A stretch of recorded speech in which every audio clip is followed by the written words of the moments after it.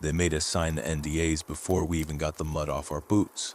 3 separate officers, men I had never seen before and haven't seen since, sat us down in a windowless room at Joint Base Lewis McChord and told us that what happened in the Cascades was a training accident involving a shifting landslide. They told us that the 5 empty caskets being shipped home were the unfortunate result of unstable terrain.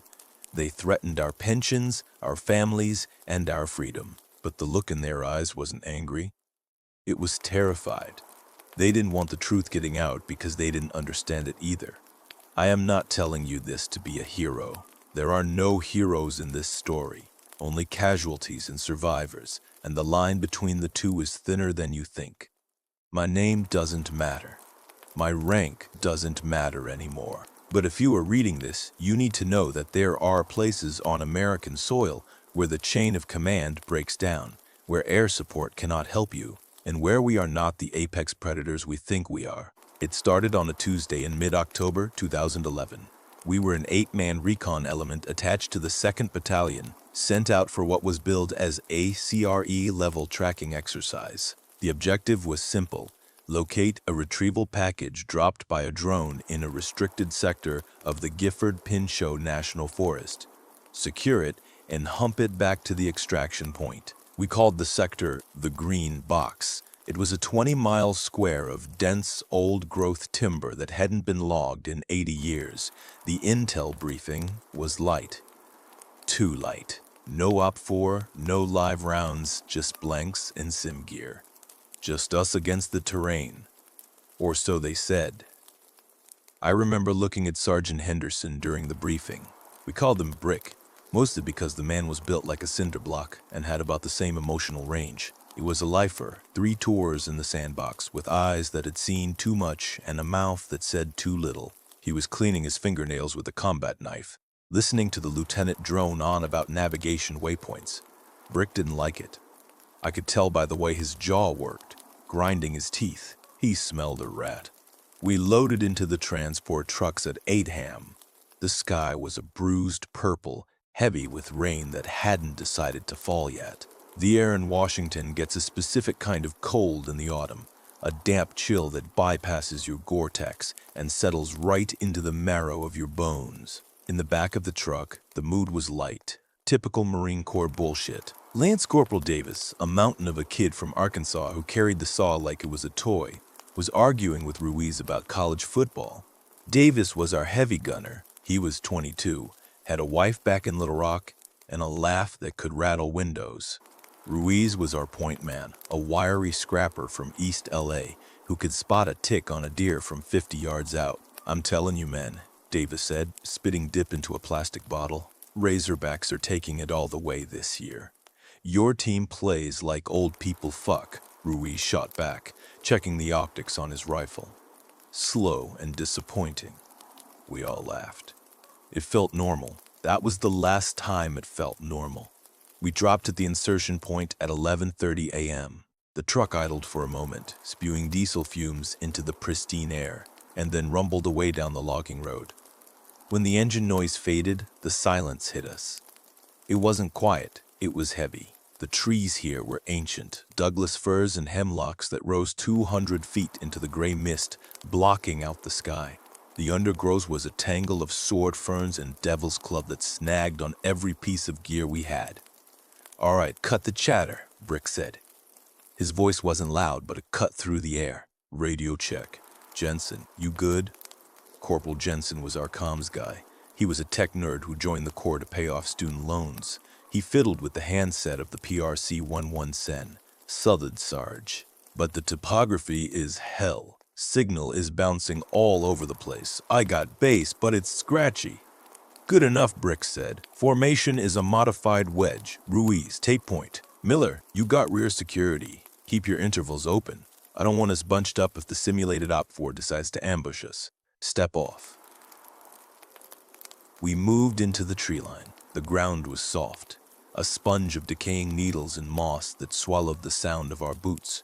I was walking third in the stack, behind Davis. I remember watching the way the heavy gunner moved, surprisingly graceful for a man of his size carrying 80 pounds of gear. By 2 p.m., the rain started. It wasn't a storm, it was a pervasive misting drizzle that soaked everything instantly. The temperature dropped 10 degrees in 20 minutes. We were moving uphill, navigating a ridgeline that was supposed to lead us toward the drone payload. The first thing I noticed was the smell. You get used to smells in the field. You get used to the smell of unwashed bodies, CLP gun oil, wet wool, and MRE farts. But this was different. It drifted down from the ridge on a cold draft of air. It hit me in the back of the throat, a sharp, musky scent like wet copper and sulfur, mixed with the rot of a dumpster left out in the summer sun. Jesus, Davis whispered over the comms, breaking protocol. You guys smell that? Clear comms, Brick snapped, but he stopped moving. He raised a fist, signaling a halt. We took a knee, weapons facing outward. I scanned my sector, the dense green wall of the forest. Visibility was maybe 40 yards before the mist turned everything into gray ghosts. I listened. That was the second thing. The silence. If you spent time in the woods, you know it's never truly quiet. There are birds, squirrels, wind in the canopy, the snap of twigs, but the green box was dead silent. No birdsong, no rustle of small game. Even the wind seemed to die in the upper branches before it reached the forest floor. It felt like we were standing in a cathedral or a tomb. Ruiz, Brick whispered. What do you see? Nothing, Sarge, Ruiz replied, his voice tight. But the brush up ahead is wrong. Define wrong. Broken, Ruiz said, mashed down. Something big went through here, recently. We moved up to Ruiz's position. He was crouching next to a thicket of rhododendrons. He was right. A path had been cleared through the dense brush, but it wasn't cut with machetes. The branches, some as thick as my wrist, had been snapped off with brute force. The brakes were jagged and fibrous. I knelt next to the track. Bear? I asked. Brick looked at the damage. He ran a gloved hand over a snapped sapling. It was about 7 feet off the ground. Bear goes under, Brick said softly. Or over. A bear doesn't snap a pine tree in half at head height just to walk through. Maybe an elk? Jensen suggested, looking nervous. He was clutching the radio handset like a lifeline. Elk don't have hands, Brick muttered. He stood up, his eyes scanning the canopy. Keep moving. Eyes open. Safety's off. Sarge, I said, confused. We're running blanks. Safety's off won't do much. Brick turned to look at me. His eyes were hard, flat stones. I said, safety's off, Marine, and load the live mag, the one you keep for emergencies. A chill went down my spine that had nothing to do with the rain. We all carried 1 magazine of live ammunition, 30 rounds of 5.56 green tip strictly for emergency wildlife defense. Cougars, bears, aggressive drifters.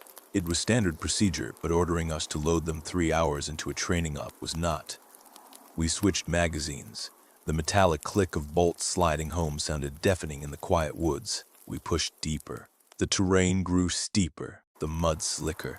By 4:30 p.m., the light was failing. In the deep timber, twilight comes early. The gray mist turned to a bruised charcoal. We found the payload at 5,000 where the map said it would be. It was 400 meters off course, sitting in a small depression near a rocky creek bed. It was a standard Pelican case, orange, wrapped in reflective tape. But it was open. Perimeter, Brick ordered. We fanned out, forming a protective circle around the case. Brick and Jensen moved in to inspect it. I stayed on the perimeter, watching the dark spaces between the trees. I had the feeling of being watched. It's a primal instinct, something buried deep in the lizard brain. I could feel eyes on me. I scanned the tree line, my thermal optic turned on. Nothing, just the cold blue and gray of the wet woods. But the hair on the back of my neck was standing up straight. It's empty, Jensen said, his voice rising in pitch. The case is empty, Sarge. Radio base, Brick said. Tell them we found the package, but the contents are unsecured. Jensen keyed the mic. Actual, This is Bravo 16. We have the package. Package is compromised. Contents missing. Over. Static. Just a wash of white noise. Actual? This is Bravo 16. Do you copy? More static. Then, for a brief second, a sound cut through the interference. It wasn't a voice. It was a mimicry of a voice. It sounded like a digital recording of a scream played backward, slowed down, until it was a low, guttural grinding noise. "What the hell was that?" Davis asked, swinging his saw toward the tree line. "Atmospherics," Jensen said, though he didn't look like he believed it. He was pale. "I'm getting massive interference. Something is jamming us." "Pack it up," Brick said. "We're moving to the rally point. We camp on the high ground tonight. I don't like this hole." We moved out fast. The urgency in Brick's movement infected us all. We weren't hiking anymore, we were escaping. We hadn't gone 200 yards when we found the first body. It wasn't a human, it was an elk. A bull elk, fully grown, probably 700 pounds. It was wedged into the fork of a tree 12 feet off the ground. We stopped dead. I stared up at the animal. It wasn't just stuck there. It had been smashed into the wood. The rib cage was inverted. The spine snapped so violently that the head hung backward, touching the spine. Blood dripped slowly from its nose, pattering onto the ferns below. "How?" Ruiz whispered. "How does a bear do that?" "It doesn't," I said. My throat was dry. "Cougar drags kill. They cover them. They don't mount them." "Look at the legs," Doc said. He was our corpsman, a quiet guy from Ohio. He pointed up. The elk's hind legs were broken at the shins, but it was the way they were broken. Whatever had put it up there had grabbed it by the ankles and swung it like a baseball bat against the tree trunk. The force required to do that to a 700-pound animal was physics-defying. "Movement," Davis yelled. 3 o'clock, 70 meters. We all spun. Every weapon leveled at the darkness. "Identify!" Brick roared. I saw something, Davis stammered. Tall, dark. It moved behind that ridge. "Thermal?" I asked.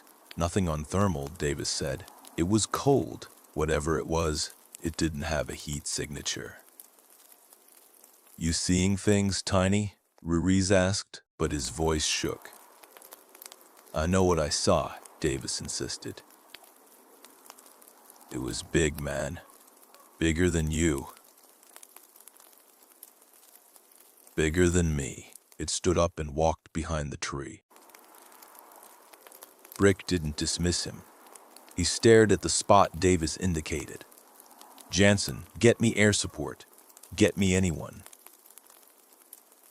"I'm trying, Sarge. The radio is dead." "It's just clicking. Listen." He held up the handset. Through the speaker came a rhythmic, wet clicking sound. Click, click, click. It sounded like someone popping their tongue against the roof of their mouth, but amplified. Then, from the woods to our left, the sound was answered. Thwack. It was the sound of wood hitting wood. Heavy, hard. Thwack, thwack. From the right. Thwack. Behind us. We were surrounded. The sounds weren't random.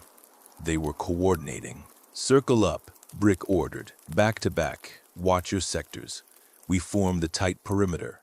The darkness was almost absolute now. The rain picked up, drumming against our helmets, masking the sound of footsteps. "What are they?" Smitty asked. He was a rifleman, usually the joker of the group. He wasn't joking now. Are those people?" "Too loud for people," I said. "Too heavy." "Bears?" "Bears don't coordinate," Brick said. "Bears don't signal." We stood there for 10 minutes, weapons raised, adrenaline flooding our systems. The wood knocking stopped as suddenly as it began. The silence returned, heavier than before. "We move," Brick whispered. "To the clearing, 500 meters north. We need fields of fire. We can't defend in this brush." We began to move again, a slow, tactical retreat. But the woods felt different now. The trees seemed to lean in. Every shadow looked like a figure. I was on rear guard again. I kept checking behind us, turning every few seconds. I had my night vision monocular dropped over my left eye, bathing the world in grainy green phosphor. I saw it at 5:45 p.m. I turned to check our six, roughly 50 yards back, where the trail curved around a massive boulder. A figure stepped out. It was bipedal. It walked on two legs, but the proportions were all wrong. The arms were too long, hanging down past the knees. The shoulders were impossibly wide, easily 4 feet across. It was covered in matte dark fur that absorbed the ambient light. It didn't look like the suits you see in movies. It looked like muscle and rage wrapped in wet carpet. It stood there motionless, watching us. It didn't have a heat signature on my thermal because its fur was so thick and wet it insulated the body heat. But in the NVG, I saw the eyes. They reflected the infrared light, two bright glowing orbs set wide apart. It didn't roar. It didn't beat its chest. It just opened its mouth and exhaled. A cloud of steam erupted into the cold air. "Contact rear!" I screamed. "Contact! Contact!" I raised my rifle and fired. The recoil of the M4 slammed into my shoulder. The crack of the shot shattered the silence. I put 3 rounds center mass. I saw the fur ripple where the bullets hit. The thing didn't fall. It didn't even flinch. It just stepped back behind the boulder with a speed that blurred the vision. "Cease fire," Brick yelled. "Report. I hit it." I was hyperventilating. "I hit it, Sarge. 3 rounds. It didn't go down." "What was it?" Davis yelled from the front. "It was huge," I stammered. "It was fucking huge." "Did you kill it?" "I don't think I even heard it." Brick grabbed my shoulder, shaking me. "Get it together, Miller. Did it have a weapon?" "No. Just its hands." "Move," Brick ordered. "Double time. Get to the clearing. Go! Go! Go!" We broke into a run. It's hard to run in full gear in the mud, in the dark, uphill. Lunges burned. Boots slipped, but the fear drove us. As we ran, the woods came alive. The crashing started on our flanks. Something was running parallel to us. Not one thing, multiple things. We could hear heavy bodies smashing through the brush, matching our pace, hurting us. "They're flanking us," Ruiz shouted. "Keep moving," Brick roared. We burst out of the heavy timber into a small alpine meadow. It was maybe 50 yards across, covered in waist-high grass. "Defensive positions," Brick commanded. 360 security. "Davis, get that saw up. If it moves, you cut it in half." We dove into the wet grass, forming a circle. We were panting, sweating, shivering. "Jensen, get me that radio," Brick barked. "I'm trying." Jensen was crying now. "It's just the screaming. Listen." He turned the volume up. The static was gone. The channel was filled with a high-pitched, oscillating shriek that sounded like a woman being murdered, looped over and over. "Turn it off," Brick said. We lay there in the rain, waiting. "Sarge," Kowalski whispered. He was looking at the tree line we had just exited. "Look at the trees." I looked. At the edge of the clearing, just inside the timber, the trees were shaking. Not from wind. Something was grabbing them 30-foot-tall pines and shaking them violently back and forth. "Shake! Shake! Stop!" Then 10 yards to the left. "Shake! Shake! Shake! Stop!" Then 10 yards to the left. "Shake! Stop!" They were testing the perimeter. They were counting us. "There's more than one," I whispered to myself. "Oh God, there's a pack of them." Then came the rock. It wasn't a pebble. It was a boulder the size of a basketball. It came sailing out of the darkness, arcing high over the clearing. It landed with a wet thud in the center of our circle, burying itself 6 inches into the mud. If that rock had hit anyone, it would have been instant death. "Warning shot," Brick said grimly. "Warning shot?" Davis asked. "From an animal?" "That's not an animal," Brick said. He racked the charging handle on his rifle again, just to be sure. Animals run. These things are hunting. We sat there as the night fully descended. The shaking stopped. The woods went silent again. But the smell was overwhelming now. The stench of rot rolled over us in waves. At 6:30 p.m., we heard the first scream from the darkness. It wasn't the digital noise from the radio. This was organic. It started low, a guttural rumble that vibrated in my chest cavity, and rose to a terrifying, high-pitched howl that sounded like a siren made of meat and rage. It was answered from the other side of the clearing, then from the north, then from the south. 4 distinct calls. There were 8 of us, and there were at least 4 of them. Fixed bayonets, Brick whispered. It sounded ridiculous. Fixing a 6-inch knife to the end of a rifle against monsters that threw boulders. But we did it. The click of the bayonets locking onto the lugs was the only mechanical sound in the world. We dig in here, Brick said. Nobody sleeps. Nobody talks. If we make it to sunrise, the bird will come looking for us when we miss the check-in. We just have to survive the night. I looked at my watch. 6:45 p.m. Sunrise was 12 hours away. I looked at Davis. He was gripping his machine gun so hard his knuckles were white. He looked at me, and for the first time, I saw the little kid inside the big man. We aren't making it out, are we, Vegas? He whispered, using my call sign. I wanted to lie to him. I wanted to tell him we were Marines, that we were the deadliest thing on the planet. But the smell of the musk was choking me, and the image of that elk smashed into the tree was burned into my retinas. Stay sharp, Tiny, I said. Just shoot straight. From the darkness, a branch snapped. Close, right at the edge of the grass, the hunt had begun.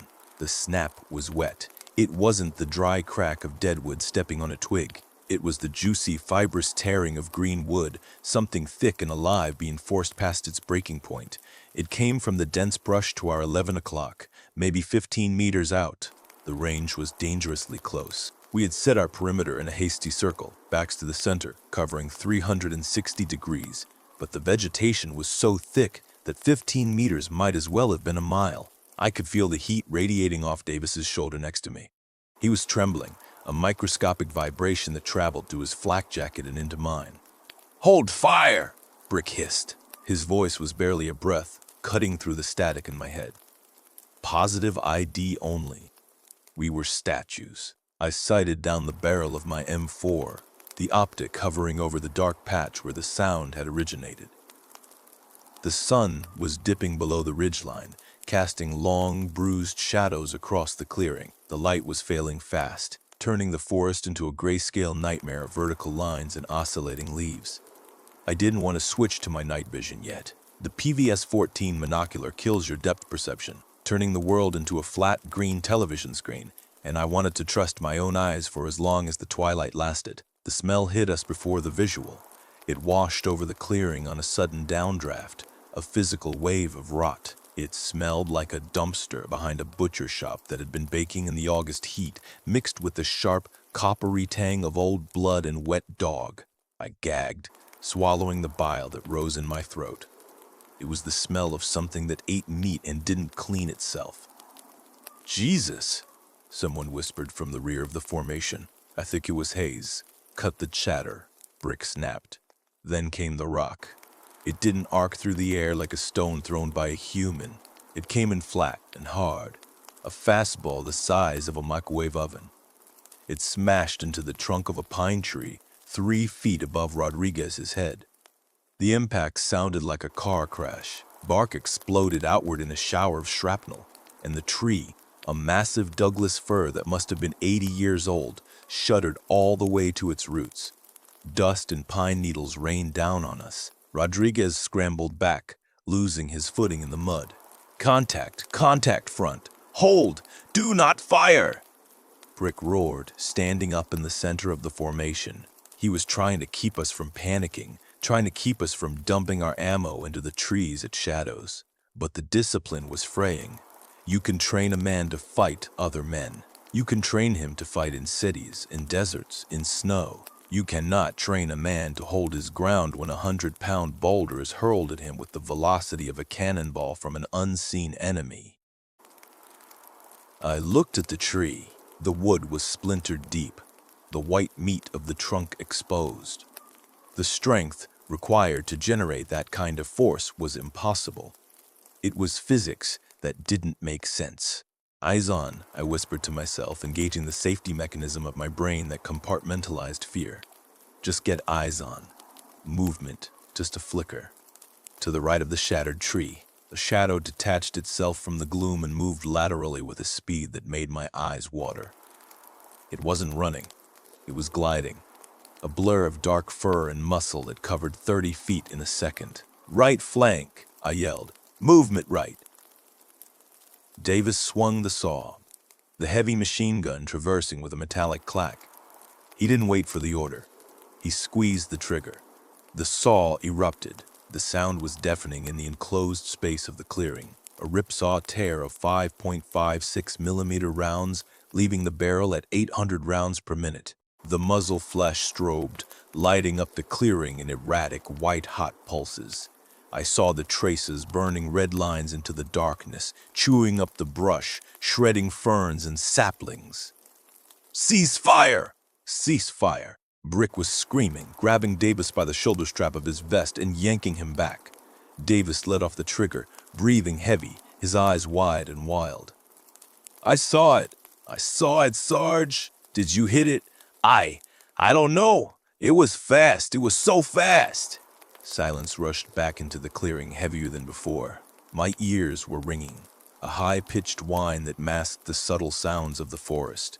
Smoke from the machine gun drifted low over the grass, smelling of sulfur. We waited. 10 seconds. 20. Then the laughter started. It wasn't human laughter.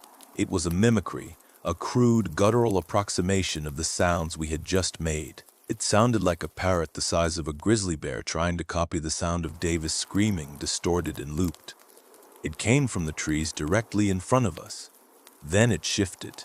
It came from behind us. They're circling, I said.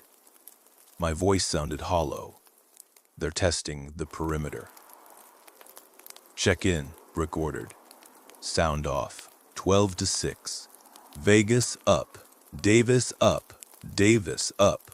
Miller up. Hayes up. Doc up. Rodriguez up. Lewis up.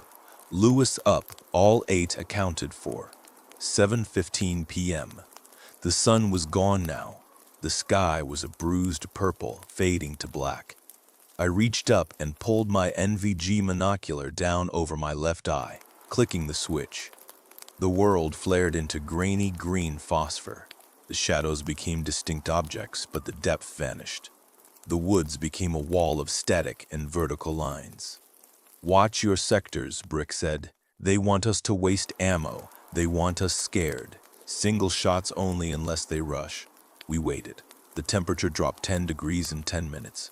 The cold seeped into my gloves, making my fingers stiff. I flexed them against the pistol grip of my rifle, trying to keep the blood flowing. Every rustle of a leaf sounded like a footstep. Every sway of a branch looked like a hand reaching out. At 7:40 p.m., the probing attack began in earnest. It started with the rocks again, but this time it wasn't just one. A barrage of stones, ranging from fist-sized to head-sized, came raining out of the canopy. They were lobbing them high, letting gravity turn them into missiles. One struck Lewis in the helmet. The Kevlar held, but the force knocked him face first into the dirt. He groaned, rolling over, clutching his head. Doc, Brick yelled. Doc scrambled over to Lewis, keeping low. I'm on him. As Doc moved, the line broke. We turned inward for a split second to check on our brother. That was the mistake. That was the opening. A roar shattered the air, so loud it vibrated in my teeth. It wasn't the howl from earlier. This was a challenge, a screaming detonation of rage from less than 20 feet away. Contact rear, Hayes screamed. I spun around. Through the green grain of my night vision, I saw it. It had broken cover. It was standing on its hind legs, towering over the scrub brush. It had to be 8 feet tall, maybe 9. The shoulders were impossibly wide, tapering down to a waist that was thick with muscle. The fur was patchy and matted, covered in mud and pine pitch, but it was the face that froze my blood. It wasn't an ape. It wasn't a man. It was a flat gray mask of hate with deep-set eyes that reflected the ambient light like a spider's. Hayes opened fire. He was the closest. He put 3 rounds into the center mass of the creature. I saw the puffs of dust where the bullets impacted the chest. I saw the creature flinch, a jerk of the shoulder like it had been stung by a bee. But it didn't fall. It didn't even slow down. It lunged. The speed was terrifying. It covered the distance to Hayes in 2 strides. Hayes tried to bring his rifle up for a headshot, but the thing backhanded him. The sound of the impact was like a wet towel snapping against concrete. Hayes went airborne. He flew backward 10 feet and slammed into the trunk of an oak tree with a sickening crunch. He dropped to the ground and didn't move. "Open fire! Free fire!" Brick screamed. The clearing erupted. 7 rifles and a machine gun opened up simultaneously. I aimed for the head, the green reticle of my optic bouncing as I squeezed the trigger as fast as I could. The creature roared again, shielding its face with a massive arm. Bullets were hitting it. I could see the fur rippling, see the dark fluid spraying, but the density of its muscle and bone was absorbing the kinetic energy. It was like shooting into a sandbag wall. It dropped to all 4s and scrambled sideways, moving with the fluidity of a spider monkey, vanishing back into the dense undergrowth. "Ceasefire! Reload!" I hit the magazine release, the empty mag dropping into the mud. I grabbed a fresh one from my vest, slammed it home, and hit the bolt catch. My heart was hammering against my ribs so hard I thought it would crack them. "Hayes!" Doc was yelling. "Cover me!" Doc ran to the tree where Hayes had landed. He grabbed Hayes by the drag handle of his vest and pulled him back into the center of our shrinking circle.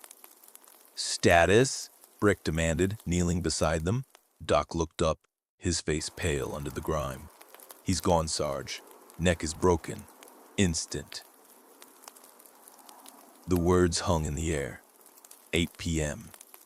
We had been in contact for less than an hour, and we were down 1 man. Hayes was dead, killed by a slap. I looked at the body. Hayes' head was twisted at an unnatural angle, looking back over his shoulder. His eyes were open, staring at nothing. I felt a cold knot tighten in my stomach. This wasn't combat. This was an extermination. "They can take rounds," Davis whispered. He was shaking his head, staring at the brush where the thing had vanished. "I hit it. I know I hit it. It didn't care." "It bled," I said, trying to convince myself as much as him. "I saw it bleed. If it bleeds, we can kill it. We need headshots," Brick said, his voice grim. "Center mass isn't working. You have to destroy the brain or the spine. Aim for the eyes." "There's more than one," Rodriguez said. "I saw movement on the south side when Hayes was shooting. They flanked us." "We know that," Brick said. "Tighten the circle. 5-meter spacing. Nobody goes alone. Nobody leaves the perimeter." We dragged Hayes' body into the center, covering it with a poncho. It felt wrong to leave him there, just a lump of Kevlar and flesh. But we had no choice. We were fighting for the next breath. 8:30 p.m. The darkness was absolute now. The moon was blocked by heavy cloud cover. The only light came from the faint glow of the stars filtering through the canopy and the artificial green of our NVGs. The woods went silent again. The silence was worse than the noise. The noise meant you knew where they were. The silence meant they were moving, positioning, communicating in ways we couldn't hear. I checked my ammo. I had 5 magazines left. Davis had about half a belt on the saw and 2 spare drums. We were okay on munitions for a firefight, but not for a siege. And that's what this was. They weren't just hunting. They were breaking us down. "Vegas," Brick whispered. "You got the radio?" "Roger. Still just static?" "Keep trying. Every 5 minutes. Maybe the atmosphere shifts. Maybe we catch a bounce." "Solid copy." I keyed the handset again. Any station, this is Viper 2-1. We have taken casualties. We are surrounded. Request immediate extraction, or QRF. Over. Static. White noise. Then a voice. It was faint, buried under layers of interference. Viper, position. My heart leaped. Station calling Viper 2-1. Say again. I hear you. Over. Viper, come out. My blood ran cold. It wasn't command. The voice was deep, raspy, and slow. It sounded like gravel grinding together. It was mocking us. Come out. Play. I clicked the radio off. My hand was shaking. What? Brick asked. You get someone? I looked at him. I couldn't tell him. If I told the guys that these things were on our frequency, or that they could mimic radio chatter, the morale would snap. Panic would set in. Just interference, I lied. Ghost signal. Nothing solid. Brick looked at me for a long second. He knew I was lying, but he nodded. He understood. 9:15 p.m. The second attack came from above. We were focused on the tree line, watching the trunks, watching the ground level. We forgot that we were in a dense forest with a canopy 60 feet overhead. I heard the rustle of pine boughs, heavy and rhythmic, directly above our heads. Up, I yelled. Look up. We tilted our heads back, weapons raising. Through the NVGs, I saw heat signatures blooming in the branches. 2 of them. They were perched on the limbs like gargoyles, looking down at us. Before we could fire, they dropped. They didn't land on the ground. They landed on us. One of them crashed into Miller. The impact flattened him. The creature was on him instantly, a whirlwind of violence. I saw Miller's rifle fly into the dark.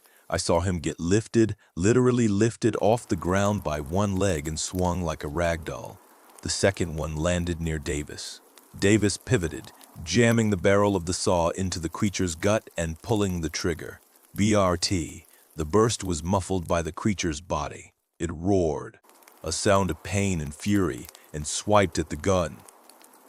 The saw was torn from Davis's hands, the metal bending, the sling snapping. Davis fell back, drawing his sidearm. Kill it! Kill it! I fired at the one holding Miller.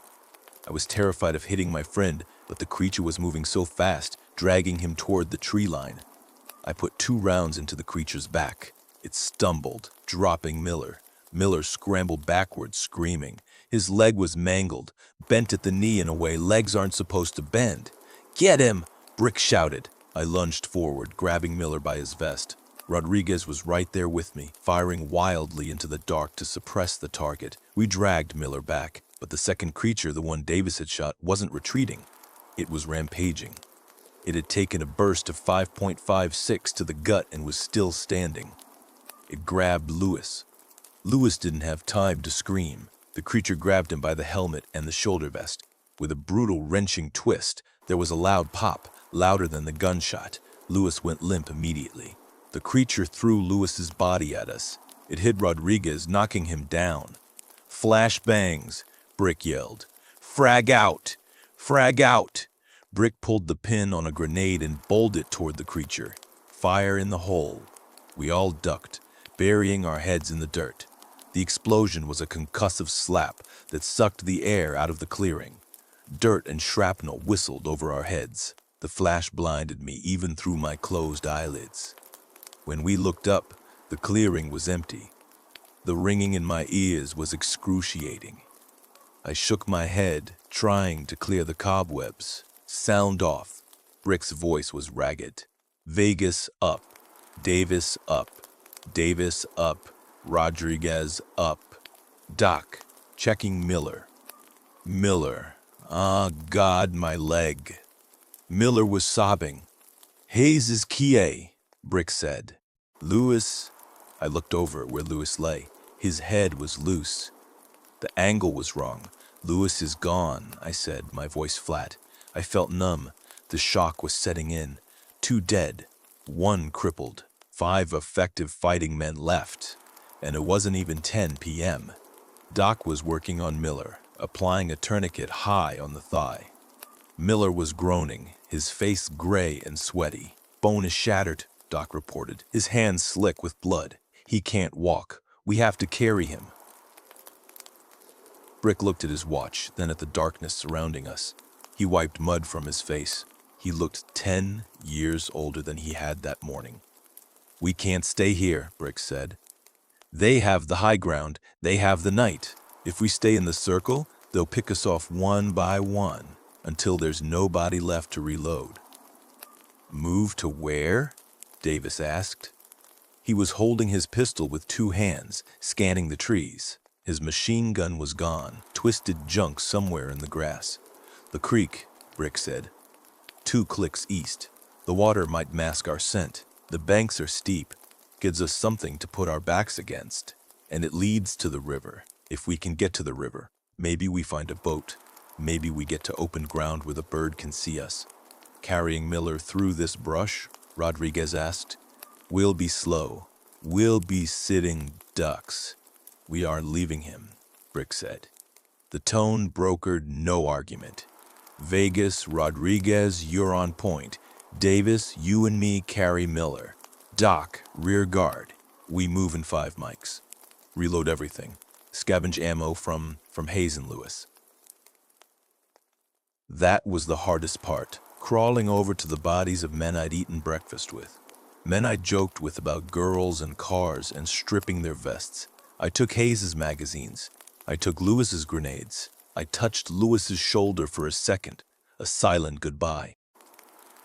"I'm sorry, brother," I whispered. "I'm sorry. We left them there." There was no time to bury them. We couldn't even cover them properly. We just left them in the mud for the monsters. We formed up. The formation was tight, a diamond shape. I took the front left, Rodriguez the front right. Brick and Davis had Miller slung between them, arms over their shoulders. Miller was hopped up on morphine now, quiet, drifting in and out of consciousness. Doc was walking backward, his rifle scanning the trail behind us. "Move out," Brick whispered. We stepped out of the clearing and into the deep woods. The canopy blotted out the stars completely here. It was like walking into the throat of a beast. The attrition had begun. We had arrived with 8. We were leaving with 6, one of whom was dead weight. And the night was young. As we moved, the sounds followed us. Branch snaps, rustling. They weren't attacking yet. They were hurting us.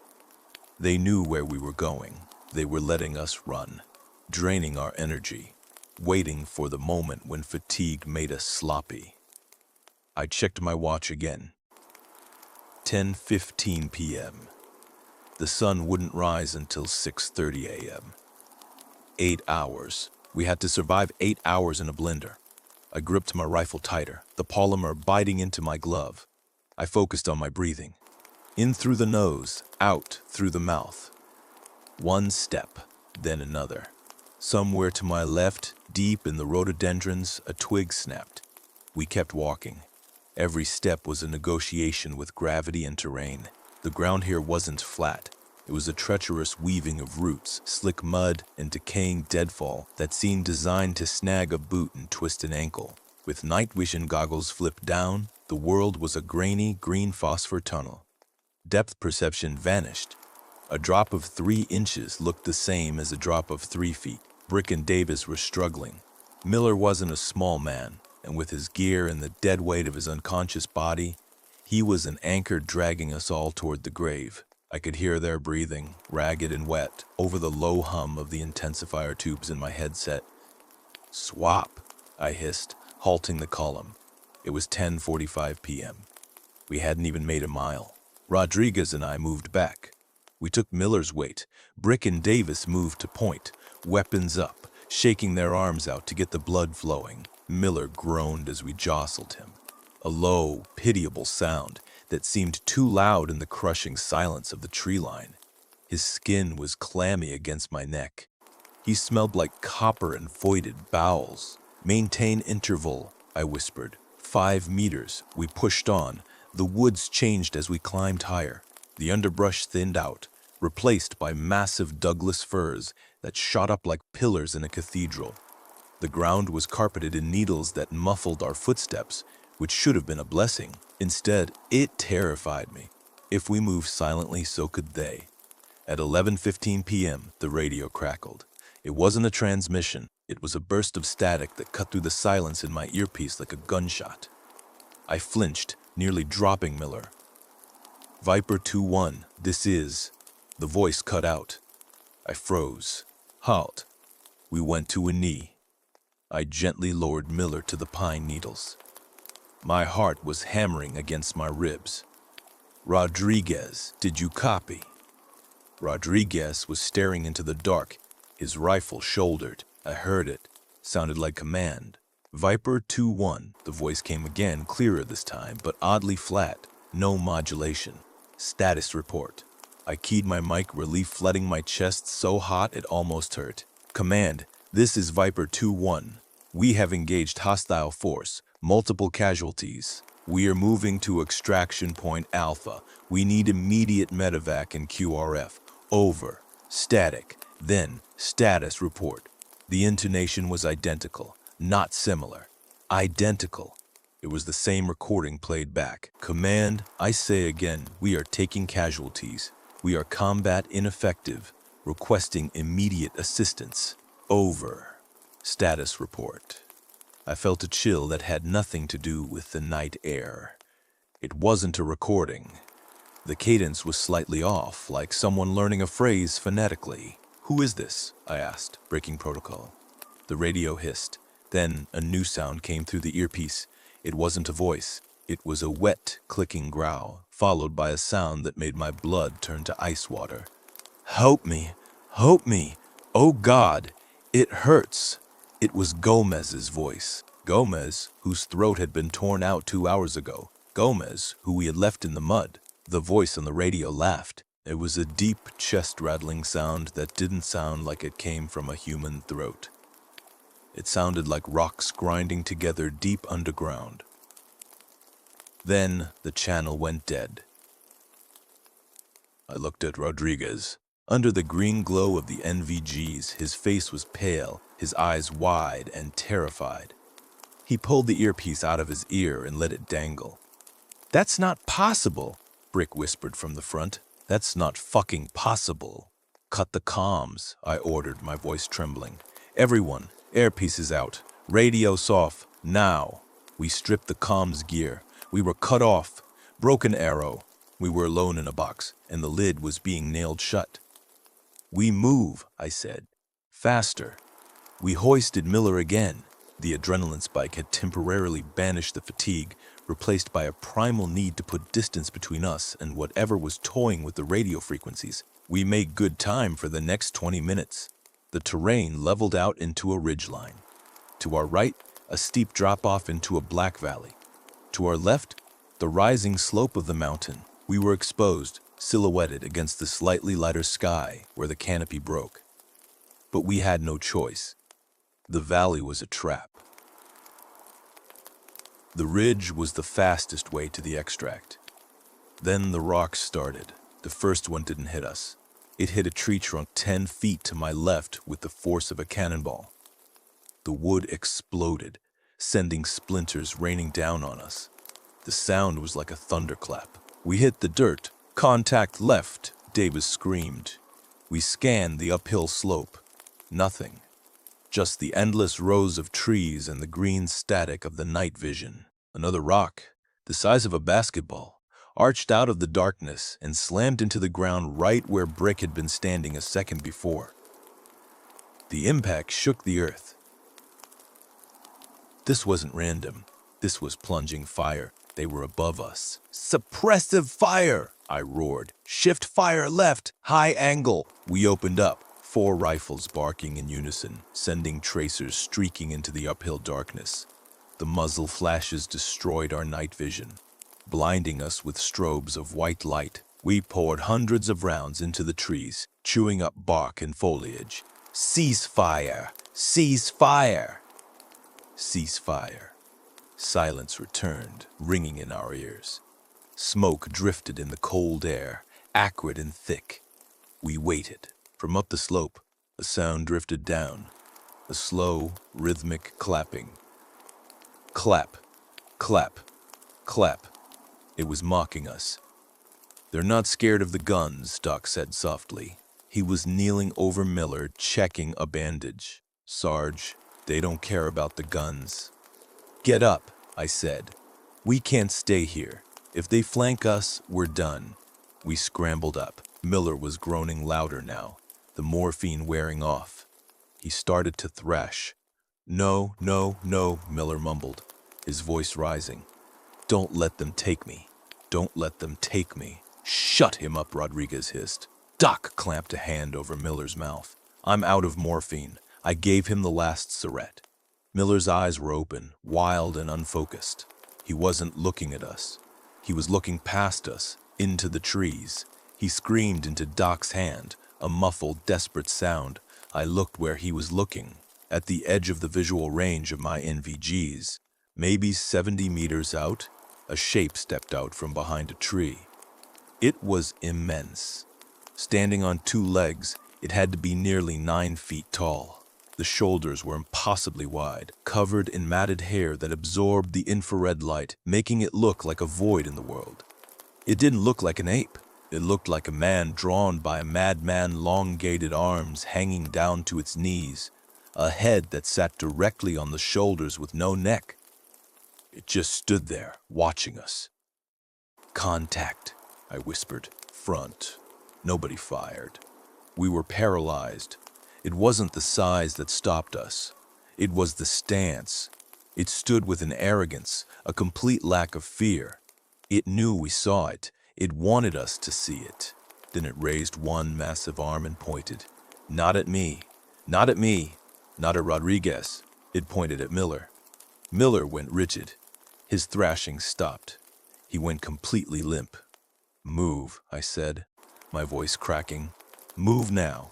We grabbed Miller and ran. We abandoned the tactical retreat. We abandoned the formation. We just ran, stumbling over roots, sliding on pine needles, dragging our dying brother through the dirt. Behind us, a howl erupted. It wasn't a wolf howl. It was a scream that started low and rose to a shriek that vibrated in my teeth. Then another answered it from the valley below. Then another from ahead. They weren't hurting us anymore. They were closing the net. We crashed through a thicket of rhododendrons and spilled out onto an old logging road. It was overgrown, but flatter than the woods. "Check bearings," I yelled, gasping for air. Rodriguez checked his compass. "East! We need to go east!" We adjusted our grip on Miller. He was dead silent now. I looked down at him. His head was lolling at a wrong angle. "Doc," I yelled. "Check him!" We didn't stop moving, but Doc put a hand on Miller's neck as we jogged. He kept his fingers there for 10 seconds, then 20. Doc looked up at me. His face was streaked with sweat and dirt. He shook his head. "He's gone, Sarge." I stumbled, nearly going down. "What? Heart failure? Shock? I don't know." "He's gone." We stopped.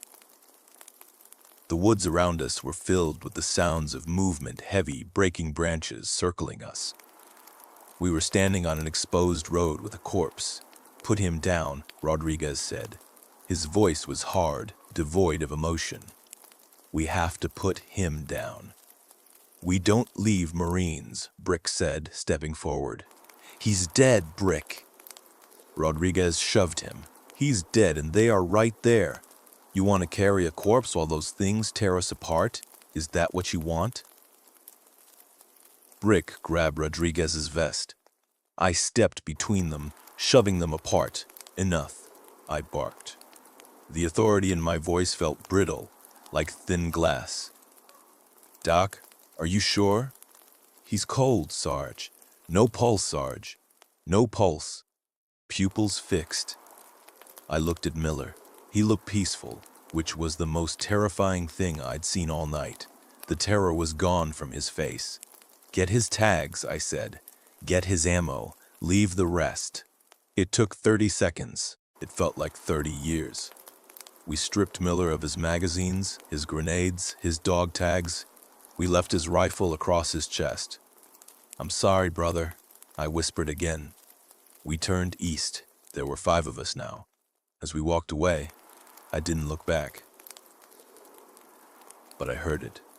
Not 10 seconds after we left the body, I heard the sound of wet tearing and the snap of bone. They hadn't even waited for us to get out of earshot.